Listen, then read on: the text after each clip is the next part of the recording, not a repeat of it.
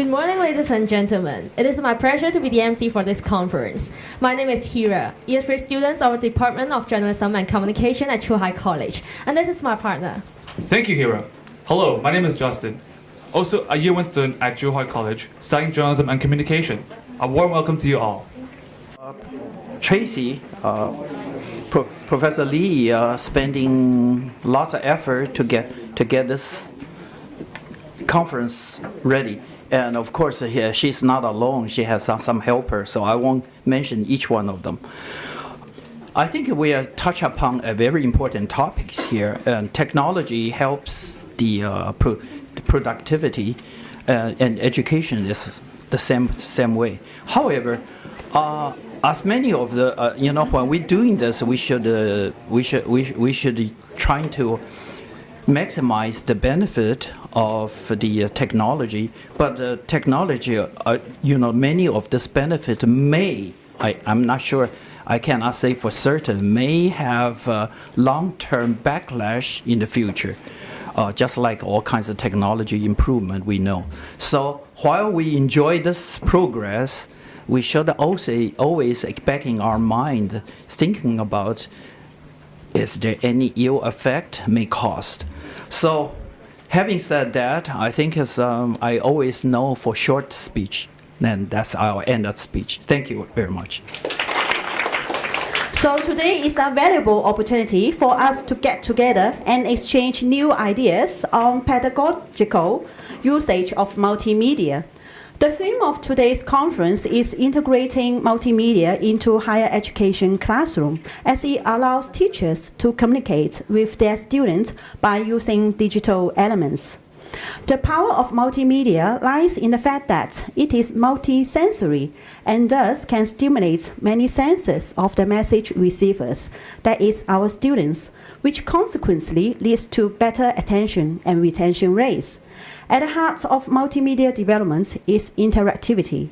With interactivity, students are involved in the communication process and in the navigation of the content. So researchers has also proved that interactivity can enhance the quality of learning. The implication of multimedia is significant as it can make teaching and learning more efficient and effective. So today we have speakers from Hong Kong, mainland China, and Taiwan. They will share their experience of using multimedia in teaching. I hope you will enjoy not only the presentations from our speakers, but also the food from Sheraton.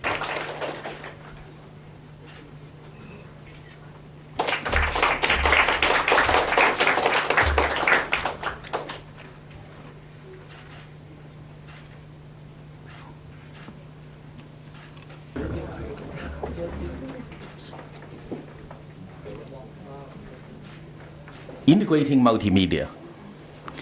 We are no longer just using chalk and talk for our teaching. For pedagogy, it is going more and more diverse.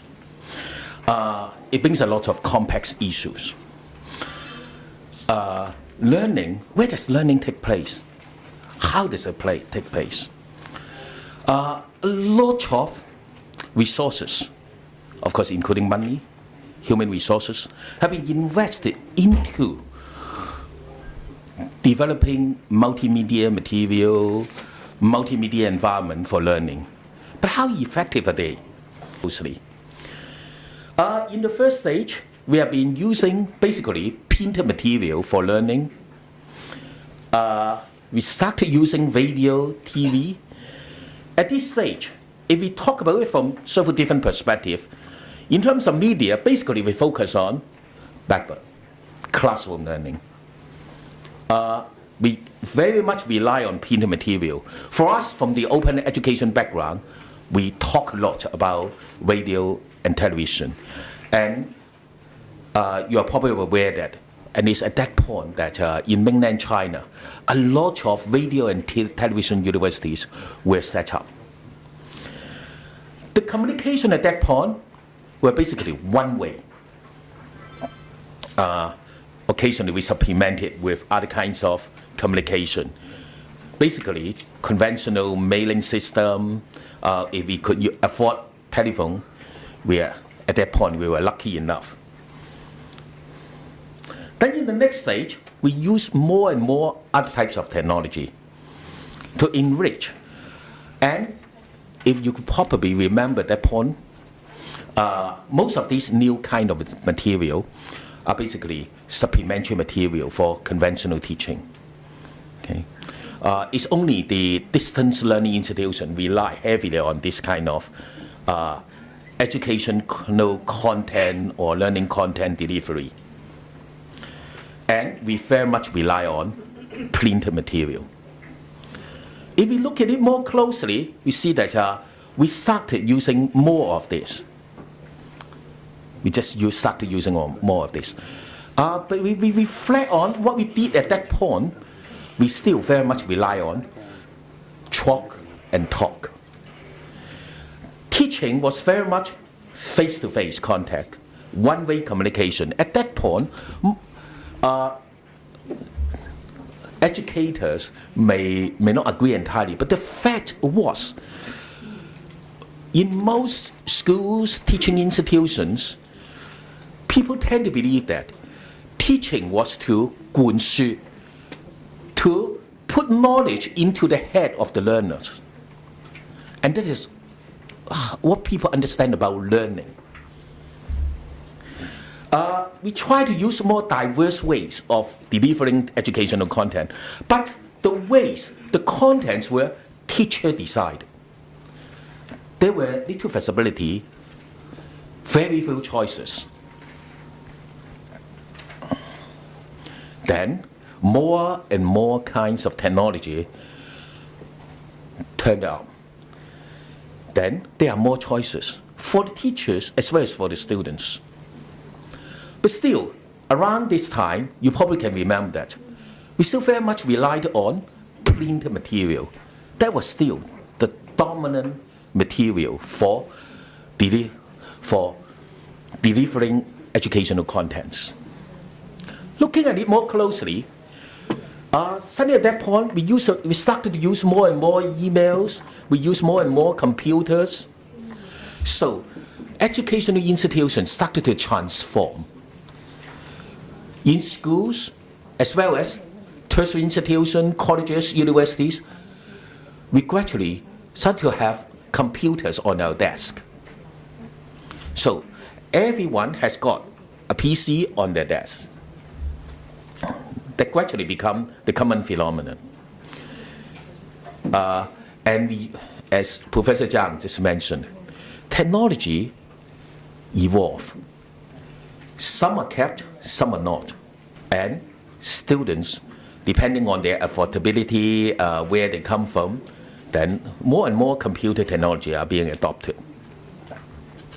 Then in the next stage, high bandwidth computing technology available, more and more use of technology, LMS became more and more popular. So we went through this stage. But still, you probably still remember, at that point, printed material was still dominant.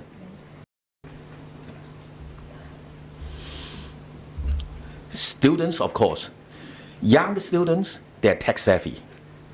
But we also see that it's not possible to jump onto digitized learning material delivery very quickly. There are different types of students. Younger ones, those in the 20s, those in the 30s, those in the 40s. I'm from the open education background. So a lot of the students in my institutions are in the 30s, 40s, 50s. So you can imagine, for those in the 40s, 50s, if you ask them to switch to digitized learning material, most of the students were telling us, in fact, more than 80% of the students were telling us that if you digitize the material and deliver the digitized content to them, they will just print it out and read the printed copy rather than reading it online. Then the pleasant. Can you please tell me what happened in the year 2010? Why should it be the borderline? What emerged?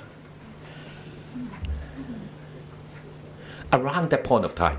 Now, just slightly, just 2 years before it, something happened. Something very important happened. Our next keynote speaker will be talking about it, MOOCs. In the year 2008, MOOC emerged. And then in the year 2012 was called the year of the MOOCs. Some people say that the year 2013 was China's year of the MOOC. So it grew tremendously in the year. In Hong Kong, we are still working hard on this area. But what happened in the year 2010? Tablet. What emerged in the year? iPad. The emergence of iPad changed the perspective. And it inspired a lot of educators saying that now the screen is big enough.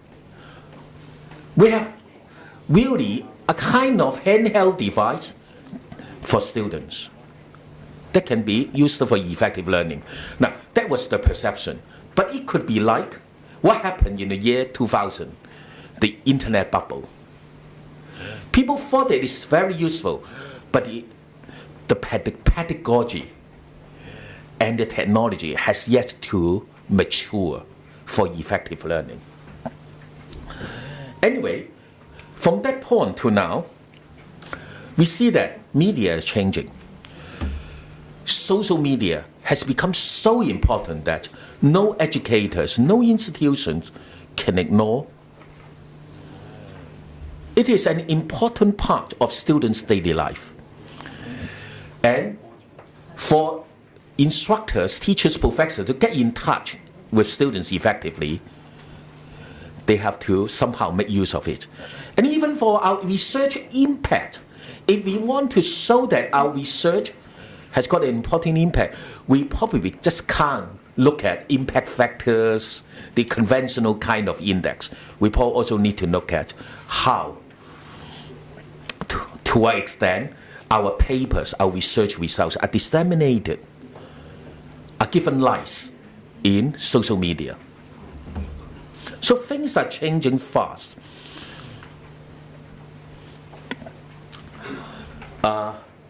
There are various other respects. I'm not going to talk much about MOOCs because our next keynote speaker, I believe, will have a lot of insights to share.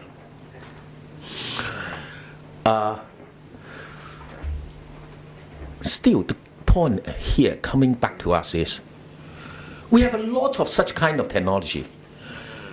Are they really for effective learning? One key point about effective learning is, and you have chosen the right keyword for your conference theme, engagement. We have to get students to be engaged.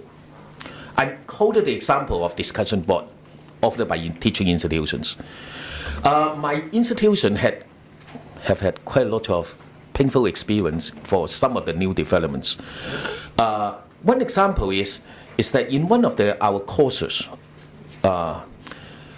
we produce videos for teaching and integrate it as part of our blended learning development for students' access. So we invite a well-renowned scholar to give lectures. So there are videos of his lectures, and then we will worry the students don't watch the video. So we invite students to watch it and put in multiple choice questions around every 10 minutes, 12 minutes of videos. So after watching the video for some time, students need to answer some multiple choice questions. If they got them right, they can go on watching. Otherwise, they can go back, watch it again, and go on. What happened? A lot of money was spent. What happened? Students just ignore it. Why bother to watch it? Some didn't even bother to log on to the relevant web page to watch the videos. So a lot of money was spent, but students were not engaged. So The key point is this: how students can be engaged. Are they engaged? We might say that this gentleman is not engaged, but some will disagree. At least he is engaged physically, he is in the classroom. But for those who are in the classroom, are they engaged? Are you sure this lady is engaged? How about this? Are you sure that other than this one sleeping, the rest of them are engaged? There are different levels. It all depends on how you look at the issue. So a lot of different levels, different types of concepts emerge. Are these students engaged? Are these students more engaged than the ones you saw in the last photo? How about this? This looked the best, but how are you going to measure it? Let's look at the concept, student engagement, more closely. In general, it is considered a key concept for effective learning, and is already an established fact. Tremendous amount of research has convinced us that engagement is a very good indicator of student success. By looking at how students have been engaged, you can tell what results they will get in their assessment, in the final exam, etc. So the key point is, it's important to get students engaged. But of course, it is something everyone can predict, everyone can tell. What is student engagement? I asked one of my colleagues to look up the latest definition. She gave me this. So, in general, just give us a general picture that it is a highly complex concept, covering a wide range of constructs. Looking at it more closely, we could say that engagement is about participation. When we talk about participation, of course we just don't talk about any kind of participation. We are talking about what they are supposed to do, that is to learn. And student engagement, the reason why we take it so seriously is that it's conducive to learning achievement. It is a key predictor of success. So it is related to learning outcomes. The more we can get students engaged, the better outcome normally we can expect. Of course, it is something like the saying is, mothers are women, 阿媽係女人. But it is somehow related to the concept of learning. We mentioned a while ago that in the past, most educators, teachers tend to believe that to teach is to 灌輸, is to put knowledge into the head of the learners. But now we see that it's not possible to do that. I can't put knowledge into your head, and you can't put knowledge into the head of your students. What you can do is to help them, facilitate them to build their own knowledge. Knowledge are to be constructed by the learners themselves. So it's important that they engage in the knowledge construction experience. So the more we can devise activities that students are engaged in constructing knowledge themselves, the more successful you are in the teaching profession. And a key term emerge. When students are engaged,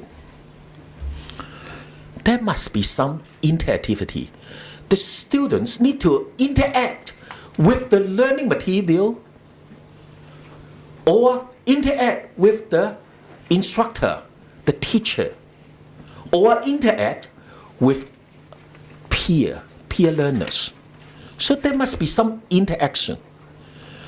For those educators who emphasize not only constructivism, but also connectivism, linking up and saying that knowledge is socially constructed.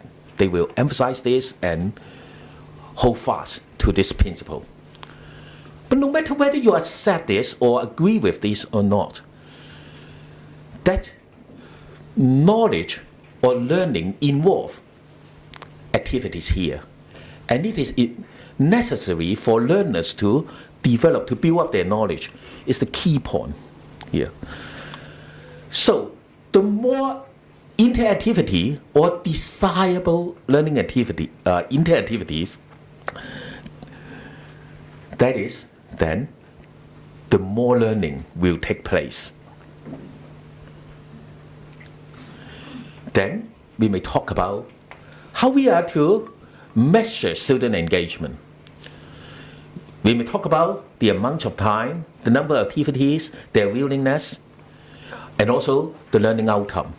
And the first group can be measured against the second group. They're using the amount of time they spend on learning as against their grades, their completion of the study program.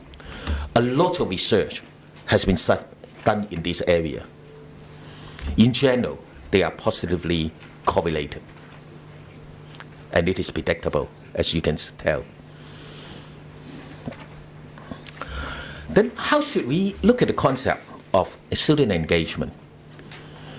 Are there different types of student engagement? In the early studies, people tend to see the two. It can be behavioral kind of engagement.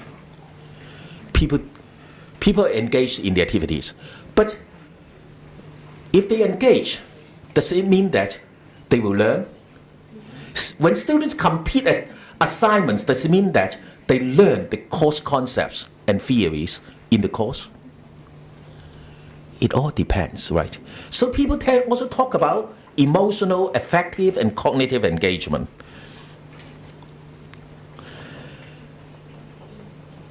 For behavioral, we talk about these areas.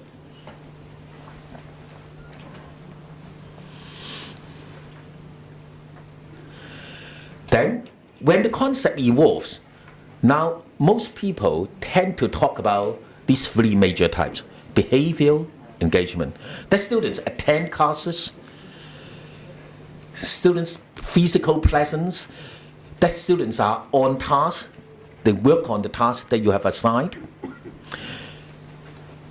But when we talk about on task, nowadays we don't just talk about being on task in the classroom. We have technology.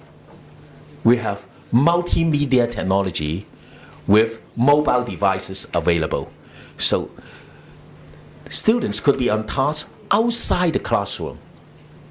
And more people talking about this. And in the last decade, the term ubiquitous learning, 泛在學習. That is, students may learn anywhere so long as they interact with the learning content. Then, behavioral. Now, but other than behavior, emotional has often been strongly emphasized. If students like the teacher, like the subject, they learn much better than those who don't. If they are emotionally attached to it, they are more engaged.